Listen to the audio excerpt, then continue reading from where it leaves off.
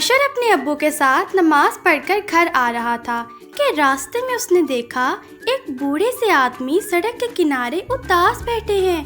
اس نے اپنے ابو سے کہا، ابو جان، یہ اداس کیوں بیٹھے ہیں؟ کیا ہمیں جا کر ان سے پوچھنا چاہیے؟ تو اس کے ابو جان نے کہا، ہاں بیٹا، کیوں نہیں۔ وہ دونوں ان کے پاس گئے اور پوچھا، بابا جی کیا بات ہے، آپ ایسے اداس کیوں بیٹھے ہوئے ہیں؟ تو انہوں نے آگے سے کہا، بیٹا گھر میں راشن ختم ہو گیا ہے، میرے بچے بھوکے بیٹھے ہیں، کورونا کی وجہ سے سب بند ہے، مجھے پیسے بھی نہیں ملے، میں گھر کیسے جاؤں کہ میرے پاس کچھ نہیں۔ اس پر اشر کے ابو نے کہا کہ غریبوں میں راشن تقسیم ہوا تھا، آپ نے کیوں نہیں لیا؟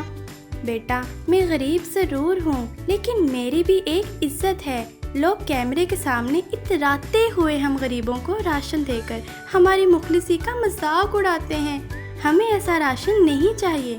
ہاں بابا جی، کہہ تو آپ ٹھیک رہے ہیں، ہمارے معاشرے میں یہ ایک ایسا زہر پھیل گیا ہے جس کا کوئی علاج بھی نہیں شاید۔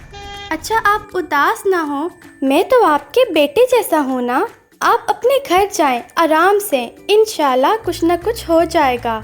اگلے دن اشر اور اس کے ابو جان خاموشی سے راشن کا سامان لے کر ان بابا جی کے گھر گئے اور ان کے گھر جا کے باہر رکھ کر بیل بجا کر آ گئے تاکہ وہ خود آئیں اور اٹھا لیں اور انہیں شرمندگی بھی نہ ہو کسی سے لیتے ہوئے۔ راستے میں جاتے ہوئے اس کے ابو جان نے اشر کو کہا، بیٹا کبھی بھی کسی کی بھی مدد کرو تو چپ کر کے کرو اور ایسے کرو کہ وہ شرمندہ بھی نہ ہو۔